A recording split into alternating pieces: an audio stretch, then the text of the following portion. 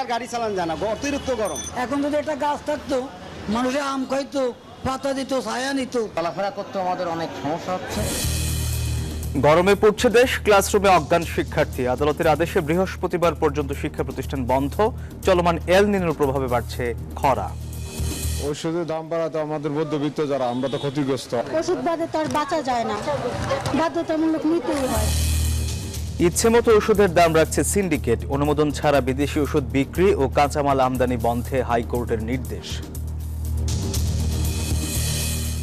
নিষেধাজ্ঞার মধ্যেই মহাসড়ক দাপিয়ে বেড়াচ্ছে সিএনজি অটোরিকশা। নানা অজুহাত হাইওয়ে পুলিশের। দৌরাত্ম্য থামাতে স্ক্র্যাপ নীতিমালার তাগিদ।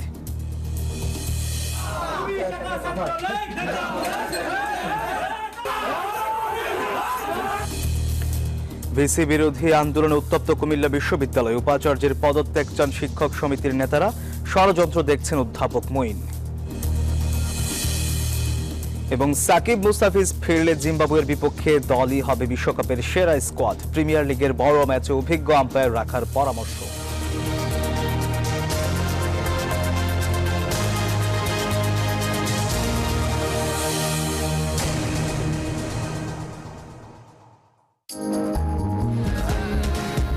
রেইনবো পেইন্টস, ছড়াও জীবনের রং। স্বাগত নিউজ 24 রাতের সংবাদে। আপনাদের সাথে আছি আমি সোহাগ বক্স। দেখছিলেন সংবাদ শিরোনাম। এর আরেক নাম, একদম ইউনিক স্ট্রাকচারাল ডিজাইনের কসমিক ডোর। এর ওয়াল থিকনেস ও রিপ থিকনেস বেশি থাকা, থেকে 50 বছরেরও বেশি। কসমিক ডোর, নিশ্চিন্তে 50 বছর। এবার বিস্তারিত। গরমে পড়ছে দেশ। দেশের সর্বোচ্চ তাপমাত্রা রেকর্ড করা হয়েছে চুয়াডাঙ্গায় 43 ডিগ্রি সেলসিয়াস। তীব্র এই গরমে বিপাকে খেটে খাওয়া মানুষ, অসুস্থ হচ্ছে কোমলমতি শিক্ষার্থীরা। এদিকে গরমের কারণে বৃহস্পতিবার পর্যন্ত শিক্ষা প্রতিষ্ঠান বন্ধের নির্দেশ দিয়েছেন আদালত। তবে এই নির্দেশের বিরুদ্ধে আপিলের ঘোষণা দিয়েছেন শিক্ষামন্ত্রী। ক্রমেই আরও বাড়ছে গরম। একই দিনে 3 জেলায় গড়ল সর্বোচ্চ তাপমাত্রার রেকর্ড। চুয়াডাঙ্গায় 43, রাজশাহীতে 42.7 ও যশোরে তাপমাত্রা ছুঁয়েছে 42.8 ডিগ্রি সেলসিয়াস। টানা তাপদাহের কারণে রেড অ্যালার্ট জারি হয়েছে চতুর্থবার। প্রচণ্ড গরমে চরম বিপাকে জনজীবন। অতিরিক্ত গরম, রিক্সা চালানো সম্ভব না। এখন যদি একটা গাছ থাকতো, মানুষের আম খাইতো, পাতা দিত, ছায়া নিত, শ্বাস প্রশ্বাস নিত। অসহনীয় এই তাপে নড়াইলে অসুস্থ হয়েছে বেশ কয়েকজন শিক্ষার্থী। ক্ষুব্ধ অভিভাবকরা এমন পরিস্থিতিতে স্কুল খোলা নিয়ে সমন্বয়হীনতার মধ্যেই বৃহস্পতিবার পর্যন্ত শিক্ষা প্রতিষ্ঠান বন্ধের নির্দেশ দিয়েছেন আদালত। বৃহস্পতিবার পর্যন্ত মাধ্যমিক এবং প্রাইমারি স্কুল বন্ধ থাকবে, এবং যদি কোনো স্কুলে আবার এসির ব্যবস্থা থাকে তারা স্কুলে ক্লাস নিতে পারবেন। আদালতের এই আদেশে সন্তুষ্ট নন শিক্ষামন্ত্রী। জানান, রায়ের কপি হাতে পেলেই করবেন আপিল। উচ্চ আদালত যে সিদ্ধান্তটা দিয়েছেন সেই সিদ্ধান্তটা স্বাভাবিকভাবেই আমার যে এখতিয়ার, আমার সেই এখতিয়ার অনুযায়ী তো আমরা সেটা আপিল করবই। কারণ আমাদের শিক্ষা মন্ত্রণালয়ের যে এখতিয়ার সেটা তো মানে চ্যালেঞ্জের মুখে পড়লো, তাই না? গরমে মন ভেজানো খবর দিল আবহাওয়া অফিস। মে মাসের প্রথম সপ্তাহ জুড়ে বৃষ্টিপাত হওয়ার পূর্বাভাস সংস্থাটির। এই যে বিদ্যমান তাপপ্রবাহ 1 মে 2024 সাল পর্যন্ত অব্যাহত থাকবে। 2 তারিখের পর বৃষ্টিপাত বৃদ্ধি পাবে এবং এই বৃষ্টিপাতটা 4 থেকে 5 দিন বিচ্ছিন্নভাবে অব্যাহত থাকতে পারে। তাপপ্রবাহের এই সময়ে সবাইকে স্বাস্থ্য সচেতনতার পরামর্শ দিয়েছে স্বাস্থ্য অধিদপ্তর। মাসুদ সুমন, নিউজ 24, ঢাকা। অসহনীয় তাপমাত্রার পেছনের কারণ বৈশ্বিক প্রাকৃতিক দুর্যোগ এল নিনো। এর প্রভাবে দীর্ঘ সময়ের তাপ প্রবাহের রেকর্ড গড়েছে দেশ। অনেকদিন বৃষ্টি না হওয়ায় নাভিশ্বাস উঠেছে জনজীবনে। এদিকে বিশেষজ্ঞরা বলছেন, সবুজ এলাকা ধ্বংসসহ তাপমাত্রা বাড়ার অন্যান্য অনুষঙ্গ নিয়ন্ত্রণ না করায় এল নিনোর প্রভাব দৃশ্যমান। প্রাকৃতিক ভারসাম্য রক্ষার উদ্যোগের পাশাপাশি বৈশ্বিক দুর্যোগ মোকাবেলায় গবেষণা বাড়ানোর পরামর্শ তাদের। হাসান ওয়ালির রিপোর্ট। দীর্ঘ সময় ধরে বৃষ্টির খরায় দেশ। দীর্ঘ তাপপ্রবাহে 76 বছরের রেকর্ড ভেঙেছে। এরই মধ্যে প্রতিনিয়ত নতুন রেকর্ড ভাঙছে তাপমাত্রা। বিশেষজ্ঞরা বলছেন, এবারের অতিরিক্ত দাবদাহের মূল কারণ এল নিনো। ন্যাশনাল জিওগ্রাফিকের তথ্য অনুযায়ী জলবায়ুর একটি ধরন এল নিনো। এটির মাধ্যমে গ্রীষ্মমণ্ডলীয় প্রশান্ত মহাসাগর অঞ্চলের পানি উষ্ণ হয়ে পড়ে। এই উষ্ণ স্রোতের কারণে দক্ষিণ থেকে উত্তরমুখী শীতল সামুদ্রিক স্রোতের প্রবাহ বাধাগ্রস্ত হয়, স্থলভাগের তাপমাত্রা বাড়ে। পূর্ব ও উত্তর গোলার্ধের দেশ বাংলাদেশেও এর প্রভাব এখন দৃশ্যমান। এল নিনো এই অঞ্চলে উষ্ণ পানি ও শুষ্ক অবস্থা নিয়ে আসে। বিশেষ করে দক্ষিণ পূর্ব এশিয়ায় এটির প্রভাব সবচেয়ে বেশি। এল নিনো মূলত দক্ষিণ আমেরিকা, হর্ন অব আফ্রিকা এবং মধ্য এশিয়ার কিছু অংশে অতিরিক্ত বৃষ্টিপাতের সঙ্গে সম্পর্কিত। অন্যদিকে অস্ট্রেলিয়া, ইন্দোনেশিয়া ও দক্ষিণ এশিয়ার কিছু অংশে মারাত্মক খরা সৃষ্টি করে। আবহাওয়া অধিদপ্তর বলছে এল নিনোর পরোক্ষ প্রভাব পড়েছে বাংলাদেশেও। ইন্ডিয়ান সাবকন্টিনেন্টের বাইরে আমরা নয়, সেই হিসেবে তার একটা প্রভাব বাংলাদেশের উপর আছে। হ্যাঁ, যখন এল নিনো আসে তখন আমাদের এই অঞ্চলের তাপমাত্রাটা বেড়ে যায়, বৃষ্টিপাত কমে যায় এবং তাপমাত্রা কমে যায়। বিশেষজ্ঞরা বলছেন অবাধে গাছ কাটা, প্রকৃতি ধ্বংস করে অবকাঠামো নির্মাণের ফলে ঝুঁকিতে থাকা বাংলাদেশে মরার উপর খাড়ার ঘা হয়ে ধরা দিয়েছে এল নিনো। গাছপালার সংখ্যা কমে যাওয়ার জন্য যেটা carbon dioxide, excess carbon dioxide গাছপালা শোষণ করে, সেটা অক্সিজেন ইমিট করে। এছাড়া ঢাকা শহরে আপনি দেখবেন যে অধিকাংশ বিল্ডিং সেটা হচ্ছে গ্লাস প্রোটেক্টেড। তো গ্লাস প্রোটেক্টেড যখন থাকে, যখন রৌদ্রের তাপ পড়ে, সেটারই রেডিয়েশন হয়, সেটারও some degree effect, fraction of degree হলেও সেটার ইফেক্টটা আমাদের এখানে পড়ছে। বৈশ্বিক জলবায়ু পরিবর্তনে এমন নানান দুর্যোগ আসতে পারে আশঙ্কা করে এই পরিবেশ বিজ্ঞানী বলছেন সংশ্লিষ্ট সংস্থাগুলোর সমন্বয়ে গবেষণা প্রয়োজন। অপরিকল্পিত নগরায়ণ এগুলো মানুষের সৃষ্ট অ্যাক্টিভিটির সাথে সাথে এই যে ন্যাচারাল যে বায়ু প্রবাহ, যেটি এল নিনোর প্রবাহ হিসেবে আমরা আখ্যায়িত করছি, সেটি অনেকাংশে দায়ী আছে। এই সমস্ত বিষয়গুলো একটি সায়েন্টিফিক বেজের উপরে ডিপেন্ড করে। বিশ্ব আবহাওয়া সংস্থার তথ্য অনুযায়ী এল নিনো গড়ে প্রতি 2 বছর থেকে 7 বছরের মধ্যে ঘটে এবং প্রত্যেকবার সাধারণত 9 থেকে 12 মাস স্থায়ী হয়ে থাকে। গত বছরের এপ্রিলে জলবায়ুবিদরা এল নিনোর ব্যাপারে সতর্কতা দিয়েছিলেন। অন্যদিকে এল নিনোর বিদায়ের পরেই আসে লা নিনা, যাতে শীতের প্রকোপ বাড়ে একইভাবে। হাসান ওয়ালি, নিউজ 24, ঢাকা। এই যে আমার ব্যাংক আরএফএল গ্যাস স্টোভ, এর সায়েন্টিফিক নজল আর ব্রাশ বার্নার তাপকে সমানভাবে ছড়িয়ে খরচ বাঁচায় 25%। আরএফএল গ্যাস স্টোভ নিরাপদ ও গ্যাস সাশ্রয়ী। 304 ফুড গ্রেড স্টেইনলেস স্টিলে তৈরি, যা নিশ্চিত করে জংবিহীন সিঙ্কের আজীবন নিশ্চয়তা। আরএফএল কিচেন সিঙ্ক, স্বাস্থ্যকর কিচেনের চিরস্থায়ী সমাধান। এবার অন্য প্রসঙ্গ। ওষুধের দাম নিয়ে নৈরাজ্য ঠেকাতে এবার নির্দেশনা দিল হাইকোর্ট, যেখানে অনুমোদনহীন বিদেশি ওষুধ বিক্রি ও কাঁচামাল আমদানি বন্ধের নির্দেশ দেওয়া হয়েছে। সোমবার বিচারপতি মুস্তফা জামান ইসলাম ও বিচারপতি মোহাম্মদ আতাবুল্লাহর হাইকোর্ট বেঞ্চ এই আদেশ দেন। একই সাথে খেয়াল খুশি মতো ওষুধের দাম বাড়ানো বন্ধে স্বাস্থ্য সচিব ও ওষুধ প্রশাসনকে নির্দেশ দিয়েছেন আদালত। শহরে জমিন ঘুরে ক্রেতাদের কাছেও মিলেছে দাম বৃদ্ধির অভিযোগ। ওষুধের দাম নির্ধারণ নিয়ে নৈরাজ্য চলছে ধারাবাহিকভাবে। গেল 2 মাসে দেশের বিভিন্ন কোম্পানি তাদের উৎপাদিত ওষুধের দাম বাড়িয়েছে লাগামহীনভাবে। অন্তত 50 ধরনের ওষুধের দাম 20 থেকে সর্বোচ্চ 140% পর্যন্ত বাড়ানো হয়েছে।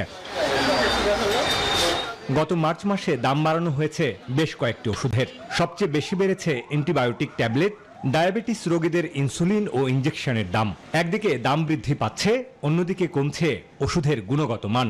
বিভাগীয় শহর কিংবা জেলা পর্যায়ের ওষুধের দোকান ঘুরেও বাড়তি দাম রাখার অভিযোগ মিলছে ক্রেতাদের কাছে। যারা দেখা যাচ্ছে তাদের ইনকাম কম, তাদের ওষুধ নিতে খুবই সমস্যা হচ্ছে। আমরা মাস কাবের ওষুধ নিতে পারছি না, সপ্তাহ ওষুধ দিয়ে বাসা যাচ্ছি। 30 টাকার মাল 50 টাকা হয়ে গেছে। এরকম যখন লিস্টটা দেখি, তখন লিস্টটা দেখলেই দেখা যায় যে মালটা বিক্রি করছি 25 টাকা, এই মালটা আমাদের কিনতে হচ্ছে 35 টাকা। স্বেচ্ছাচারী ও আইন বহির্ভূতভাবে ওষুধ কোম্পানিগুলোর ওষুধের দাম বৃদ্ধির বৈধতা চ্যালেঞ্জ করে সম্প্রতি হাইকোর্টে রিট করে consumer association of Bangladesh, cab. এই আবেদনের প্রেক্ষিতে এবার সব ধরনের ওষুধের দাম বৃদ্ধি রোধে কার্যকর ব্যবস্থা নেওয়ার নির্দেশ দিল হাইকোর্ট, যেখানে ওষুধ কোম্পানিগুলোর বিরুদ্ধে ব্যবস্থা নিয়ে আগামী 30 দিনের মধ্যে জানাতে বলা হয়েছে স্বাস্থ্য অধিদপ্তরকে। ওষুধ কোম্পানিগুলো এই যে অব্যাহতভাবে তাদের ইচ্ছা মাফিক ওষুধের মূল্য বৃদ্ধি করছে এবং ওষুধ প্রশাসন যে নিষ্ক্রিয় অবস্থায় আছে, সেইটাকে চ্যালেঞ্জ করে মূলত রিটের মূল বিষয়। এবং রুলটি নিষ্পত্তি না হওয়া পর্যন্ত সকল প্রকার ফার্মাসিউটিক্যাল কোম্পানিগুলোকে বলা হয়েছে যাতে বিদেশ থেকে কাঁচামাল, ওষুধের কাঁচামাল আমদানি অনুমোদনবিহীনভাবে যেন তারা কাঁচামাল আমদানি না করতে পারে। এছাড়া দেশের ফার্মাসিউটিক্যালস কোম্পানিগুলোর বেআইনিভাবে ওষুধের মূল্য নির্ধারণ বন্ধে ব্যবস্থা না নেওয়া কেন অবৈধ নয় এ বিষয়েও একটি রুল জারি করেছে হাইকোর্ট। ওষুধ তৈরির ক্ষেত্রে যে র মেটেরিয়ালসগুলো বিদেশ থেকে আসে সেটা যাতে সেক্রেটারি মিনিস্ট্রি অফ হেলথ এবং ডিজি হেলথের পারমিশন ছাড়া যাতে এগুলো দেশে না আনে। এদিকে ওষুধের বাজার ঘুরে দেখা যায় হৃদরোগ, উচ্চ রক্তচাপজনিত সমস্যা, হাঁপানি সহ বিভিন্ন ওষুধ এবং ভিটামিনের দামও বেড়েছে।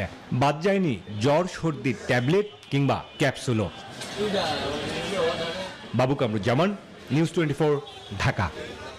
কনকায় দীর্ঘদিন পর্যন্ত খাবার থাকে গার্ডেন ফ্রেশ। ভালো থাকুন আপনিও কনকা ফ্রিজ। কনকায় দীর্ঘদিন পর্যন্ত খাবার থাকে গার্ডেন ফ্রেশ। ভালো থাকুন আপনিও কনকা ফ্রিজ। মহাসড়কে আতঙ্কের নাম সিএনজি এবং তরল গ্যাস চালিত অটোরিকশা। সারা দেশে চরম বিশৃঙ্খলা সৃষ্টি করেছে এসব বাহন। মহাসড়কে চলাচলে নিষেধাজ্ঞার তোয়াক্কাই করছে না এরা। পরিবহন বিশেষজ্ঞরা বলছেন, বিআরটির স্ক্র্যাপ নীতিমালা না থাকায় এসব বাহনের দৌরাত্ম্য থামবে না। তবে বিআরটিএ আর হাইওয়ে পুলিশের দাবি, চুরি করে চলে এসব অটোরিকশা। প্রতিনিধিদের সহায়তায় রিয়াজ সুমনের ধারাবাহিক প্রতিবেদনের শেষ পর্ব আজ।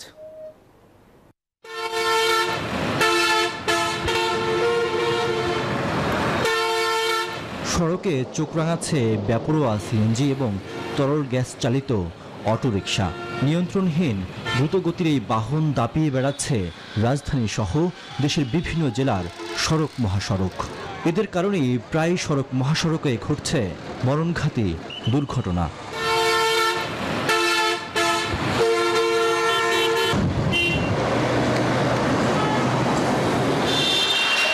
ঢাকা ও চট্টগ্রামের বাইরে নিয়মের যেন বালাই নেই এই বাহনে।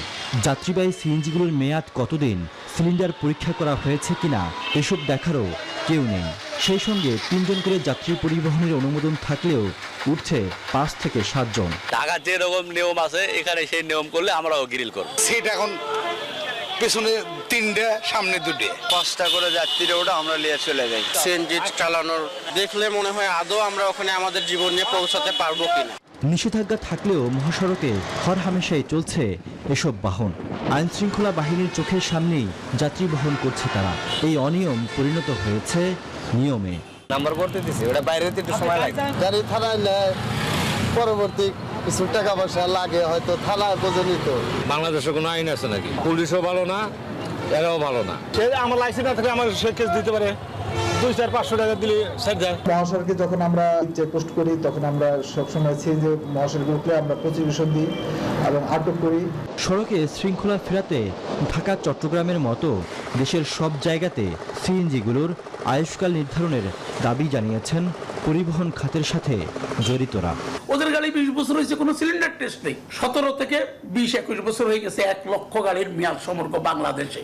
তো এগুলো তো এক একটা অ্যাটম বোমা। পরিবহন বিশেষজ্ঞরা বলছেন, দেশে স্ক্র্যাপ নীতিমালা না থাকার কারণেই নিয়ন্ত্রণ করা যাচ্ছে না এসব বাহনের দৌরাত্ম্য। বিআরটিএ কে সরকার যে দায়িত্বটা দিয়েছে, এই দায়িত্ব পালন করার মতো ক্যাপাসিটি তাদের নাই, যার ফলে কিন্তু এত কি বলবো নৈরাজ্য ট্রান্সপোর্টেশন সিস্টেমের মধ্যে।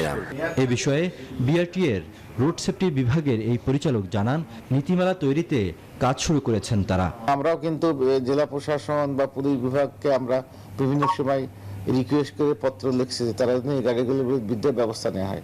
এছাড়া যে কোনো অনিয়ম ও সমস্যা দূরীকরণে 999-এ ফোন করারও আহ্বান জানান বিআরটিএর এই কর্মকর্তা। 999-ও ফোন করতে পারে। রিয়াজ সুমন, নিউজ 24, ঢাকা। দেখেন ব্যবস্থা হবে। শিক্ষক সমিতি আর উপাচার্যের মুখোমুখি অবস্থানে উত্তপ্ত কুমিল্লা বিশ্ববিদ্যালয়। প্রশাসনিক শক্তির অপব্যবহার করে বহিরাগতদের ক্যাম্পাসে এনে হামলার অভিযোগে ভিসির পদত্যাগ দাবি করেছেন শিক্ষকরা। তবে এই ঘটনার জন্য শিক্ষক সমিতির নেতাদের দায়ী করেছেন উপাচার্য। তার দাবি, শিক্ষকরা অবৈধভাবে তার কার্যালয়ে তালা মেরেছেন এবং সিন্ডিকেটের সিদ্ধান্ত মানছেন না। কুমিল্লা থেকে হুমায়ুন কবির জীবনের তথ্য ও ছবিতে ডেস্ক রিপোর্ট।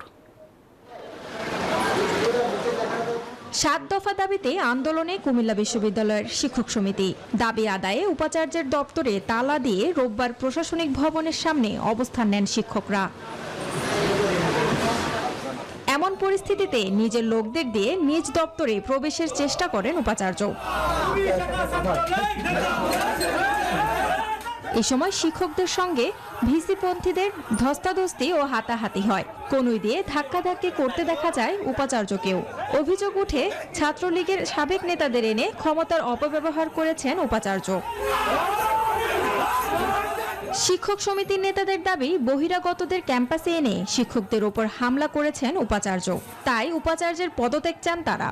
যারা মোর্শেদ রায়ান তাকে ভিতরে কনুই দিয়ে তিনি আহত করে এবং আমাদের আরেকজন সহকর্মী যারা মাহফুজুর রহমানকে তিনি ঘুষি মেরে এবং তার ছাত্ররা আমাদের সকল শিক্ষককেই লাঞ্ছিত করেছেন, করে তারা ওখানে গিয়েছেন কার্যালয়ে। উপাচার্যের এক দফা আন্দোলনের দিকে আমাদের যাওয়া ছাড়া কোনো উপায় নাই। আমরা আগামীকাল সাধারণ সভার মাধ্যমে সিদ্ধান্তের মাধ্যমে আমরা পরবর্তী কর্মসূচি ঘোষণা করব। যদিও এই ঘটনার জন্য শিক্ষক সমিতির নেতাদের দায়ী করেছেন উপাচার্য। জানান, 7 দফার মধ্যে 4 দফা দাবি এরই মধ্যে মেনে নেওয়া হয়েছে। এখনো খোলা আছে আলোচনার পথ। শিক্ষক সমিতির দাবি যদি হয় তাহলে দাবি নিয়ে আসো। দাবির বাইরে যে 7টা দাবি ছিল, 7টা দাবির 4টা দাবি কিন্তু অলরেডি আমরা মেনে নিয়েছি। তারা আজ পর্যন্ত এটা স্বীকার করে না। শিক্ষকদের 7 দফা দাবির মধ্যে রয়েছে উপাচার্যের উপস্থিতিতে শিক্ষকদের উপর হামলার বিচার, প্রক্টরের অপসারণ, ঢাকাস্থ গেস্ট হাউস অবমুক্তকরণ, অধ্যাপকদের পদোন্নতি, আইন মোতাবেক বিভাগীয় প্রধান ও ডিন এবং শিক্ষক নিয়োগ। Desk report, news 24। নিউজ 24 রাতের সংবাদে নিচ্ছে একটা বিরতি, সাথেই থাকুন।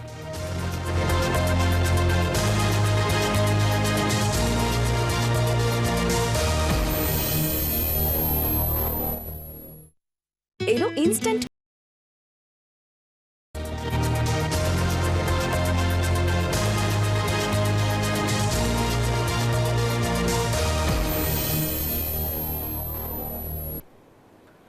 আবারও স্বাগত নিউজ 24 রাতের সংবাদে। বরিশাল সদর উপজেলা নির্বাচনে এক চেয়ারম্যান প্রার্থীর সমর্থকদের উপর আরেক প্রার্থীর সমর্থকদের বিরুদ্ধে হামলার অভিযোগ উঠেছে। এতে নারী ও শিশুসহ আহত হয়েছে 4 জন। তবে অভিযুক্ত প্রার্থীর দাবি, হামলার কোনো ঘটনা তিনি জানেন না। পুলিশ বলছে তদন্ত করে ব্যবস্থা নেওয়া হবে। সোমবার রাত 8টার দিকে সদর উপজেলার চরবাড়িয়া ইউনিয়নের কাগাসুরা এলাকায় এই ঘটনা ঘটে। প্রত্যক্ষদর্শীরা জানায়, বরিশালের চরবাড়িয়া ইউনিয়নে প্রচারণা শেষে কাগাসুরা যাচ্ছিলেন সদর উপজেলা পরিষদ নির্বাচনে মোটর সাইকেল প্রতীকের সমর্থক শহীদুল ইসলাম ও রানা শরীফ। পথিমধ্যে রানা শরীফের বাড়ির সামনে এলে তাদের পথরোধ করে প্রতিদ্বন্দ্বী আনারস প্রতীকের মাহমুদুল হক খান মামুনের সমর্থক রাসেল মনির সহ 7-8 জন তাদের উপর হামলা চালায়। আহতদের চিৎকারে রানা শরীফের স্ত্রী বাড়ির বাইরে এলে তার গায়েও হাত তুলে হামলাকারীরা। আমি আইসি সামনে পড়ছি, আমি আমার স্বামীরে মারুকা বারবার আমার স্বামীরে এই কইতে আমাকে ওরে মারছে। এই যে জামা সিরিয়াল আছে আমার গড়াইছে, এই নেছে লই লই কে সব কয়েকটা গাড়ি এই দাঁত আমার গাড়ির সামনে রাত্রেবেলা 5টা গাড়ি নির্বাচনের সময় কোন গাড়ি যায় কেটা বোঝে। আমরা দুজন আইতে আছি, ফাঁস করে এই যে ডান পেয়ে দুটোই দিয়েই থামাই এই গুচ্ছ শুরু। যারা এই কাজ করছে তাদের বিরুদ্ধে অভিযোগ দেওয়ার জন্য পর্যাপ্ত সাক্ষী প্রমাণ পেলে আমরা তদন্ত করে অবশ্যই ব্যবস্থা নেব। নুডলস খান নাই? তাহলে তো নুডলসই খান নাই। নুডলস খান নাই তো নুডলসই খান নাই।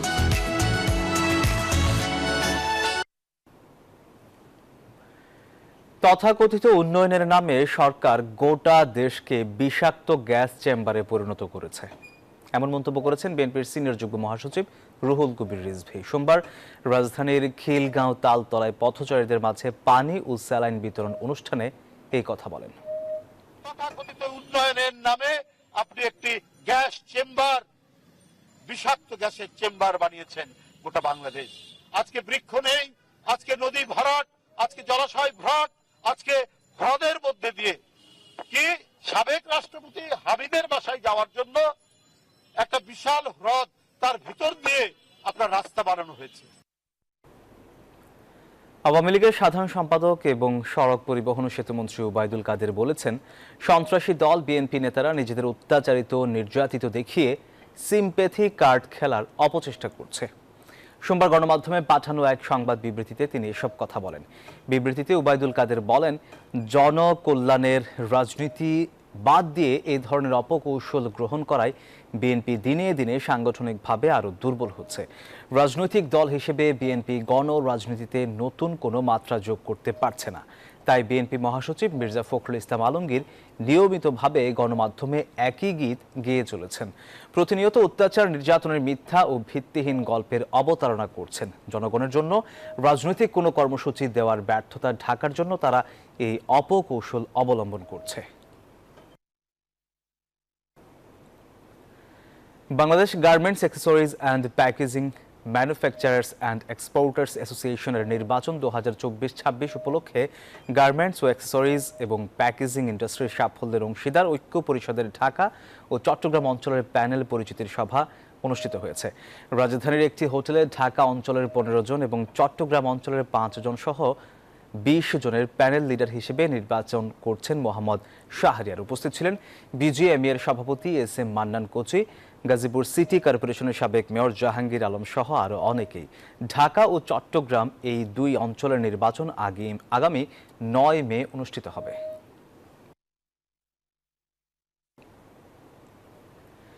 এবারে ফার্স্ট সিকিউরিটি ইসলামী ব্যাংক পিএলসি অর্থ বাণিজ্য সংবাদ।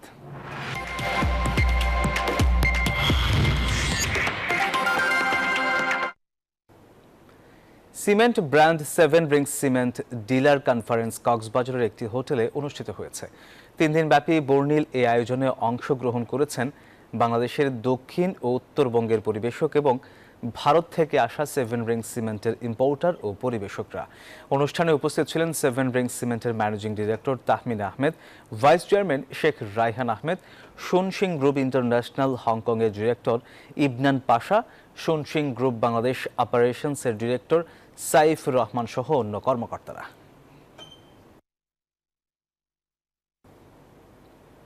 এবার জানাবো আন্তর্জাতিক সংবাদ।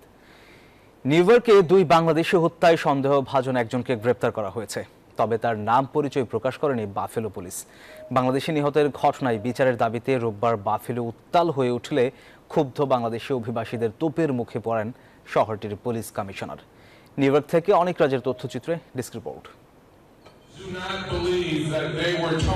নিউ ইয়র্কে 2 বাংলাদেশি নিহতের ঘটনায় প্রতিবাদে উত্তাল বাফেলো সিটি। হত্যাকারীকে গ্রেফতার করে দৃষ্টান্তমূলক শাস্তি দেওয়ার দাবিতে রোববার জোহরের নামাজের পর বাফেলো মুসলিম সেন্টারে বিক্ষোভ সমাবেশ করেন অভিবাসী বাংলাদেশিরা। আমরা আইনের মাধ্যমে আমাদের এই হত্যার বিচার চাই এবং এই হত্যার জন্য তীব্র প্রতিবাদ জানাচ্ছি। এ সময় বাফেলোর মেয়র বাইরন ব্রাউন এবং পুলিশ কমিশনার জোসেফ গ্রামাগোলিয়া জনতার তোপের মুখে পড়েন। এক পর্যায়ে প্রতিবাদ সমাবেশ ত্যাগ করতে বাধ্য হন তারা। এরপর ঘণ্টা কয়েক বাদে সন্দেহভাজন একজনকে গ্রেফতার করা হয়, তবে গ্রেফতারের কথা জানালেও তার নাম পরিচয় প্রকাশ করেনি বাফেলো পুলিশ। শনিবার বাফেলোর জিনার স্ট্রিটে বাংলাদেশি অভিবাসী সিলেটের আবু সালে মোহাম্মদ ইউসুফ ও কুমিল্লার বাবুল মিয়াকে গুলি করে হত্যা করা হয়। Desk report, news 24। এবার খেলা সংবাদ।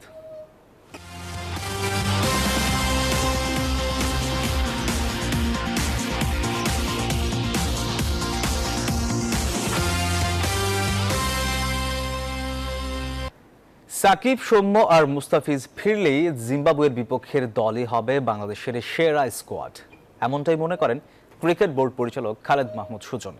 এছাড়া প্রিমিয়ার লিগের বড় ম্যাচে অনভিজ্ঞ আম্পায়ারের অভিষেক নিয়েও প্রশ্ন তুলেছেন সাবেক এই অধিনায়ক। বিশ্বকাপকে সামনে রেখে নিজেদের পরিকল্পনা সাজাতে ব্যস্ত সময় পার করছে ক্রিকেট দলগুলো। বাংলাদেশের বিশ্বকাপ দল প্রায় প্রস্তুত, শেষ মুহূর্তে প্রয়োজনে 2-1 জনের জায়গায় পরিবর্তন হতে পারে। সাকিব, সৌম্য, মুস্তাফিজ ফিরলেই জিম্বাবুয়ের বিপক্ষের দলই হবে বাংলাদেশের সেরা স্কোয়াড, এমনটাই মনে করেন সাবেক অধিনায়ক খালেদ মাহমুদ সুজন। এই 3 জনের তো 3টা রিজনে তারা নাই টিমে, না বাকিদের তো আর কোনো রিজন নাই যে না নেওয়ার কারণ নাই। যেহেতু বাকি আর কাউকে নেওয়া হয়নি, সুতরাং আমি বিশ্বাস করি হয়তো বা এই 18 জন থেকেই দল হবে। আর হাসান যেহেতু ছিল, হাসানকে আমরা বাদ দিতে পারবো না। 19 জন, যে 17+2 মনে না 19 জন, এই 19 জনের থেকে স্কোয়াড হবে। প্রিমিয়ার লিগে আম্পায়ারিং নিয়ে সমালোচনা হচ্ছে। বড় ম্যাচে অনভিজ্ঞ আম্পায়ারের অভিষেক কতটা যৌক্তিক, সেই প্রশ্ন রেখেছেন খালেদ মাহমুদ। বড় খেলায় আমি সবসময় মনে করি যে আপনাকে এমন একজন আম্পায়ার দেওয়া উচিত যার এক্সপিরিয়েন্স, যে মাঠের প্রেশারটা কিন্তু অনেক বড় প্রেশার। যদিও আজকালকার ক্রিকেটে সেই বিগত আবুনি মরণের প্রেশার নাই, বাট তারপরেও আপনি তো এটা বড় দল খেলছে, ন্যাশনাল প্লেয়াররা খেলছে, তা আপনাকে এখানে এমন একজন আম্পায়ার থেকে যার প্রতি প্লেয়ারদের রেসপেক্টটা থাকে না। ডিপিএল এ কেন মুকুল সোহেলদের মতো আম্পায়ারদের বড় ম্যাচ দেয়া হচ্ছে না, সেই দিকেও নজর দিতে বলেছেন এই বোর্ড পরিচালক। আমাদের আরেকটু বিচক্ষণ হতে হবে যে আমাদের আম্পায়ারিং কারা করছে দেখতে হবে, কারণ আমাদের দেশে এত এক্সপিরিয়েন্স আম্পায়ার থাকলে আমি কেন জেসিকে প্রয়োজন হলো আম্পায়ারিং দেওয়ার ওই ম্যাচটাতে, I don't know about it, to be very honest. আবাহনীর 10 ক্রিকেটার রয়েছেন জাতীয় দলের জিম্বাবুয়ে সিরিজে। শান্ত, হৃদয়, জাকের, তাসকিন, শরীফুলরা আছেন দারুণ ছন্দে। তাতে এই সিরিজে আশাবাদী প্রভাবশালী এই পরিচালক। ইমরান হোসেন, নিউজ 24, ঢাকা। দ্বিপাক্ষিক সিরিজ খেলতে 4 বছর পর বাংলাদেশে এসেছে জিম্বাবুয়ে। রোববার রাতে টাইগারদের বিপক্ষে 5 ম্যাচের টি-20 সিরিজ খেলতে চট্টগ্রামে পৌঁছে যায় দলটা। আগামী 3 মে থেকে শুরু হবে টি-20 সিরিজ। সবগুলো ম্যাচ অনুষ্ঠিত হবে চট্টগ্রামের জহুর আহমেদ চৌধুরী স্টেডিয়ামে। জিম্বাবুয়ে সবশেষ বাংলাদেশ সফরে এসেছিল 2020 সালে। সেবার টাইগারদের বিপক্ষে 3টি ওয়ানডে ও 2টি টি-20 ম্যাচ খেলেছিল তারা। এবার টি-20 বিশ্বকাপের প্রস্তুতির জন্য রাজাদের বিপক্ষে শুধু ক্রিকেটের সংক্ষিপ্ত ফরম্যাটে লড়বে বাংলাদেশ। দর্শক, এই ছিল নিউজ 24 রাতের সংবাদে। এতক্ষণ সাথে থাকার জন্য ধন্যবাদ সবাইকে।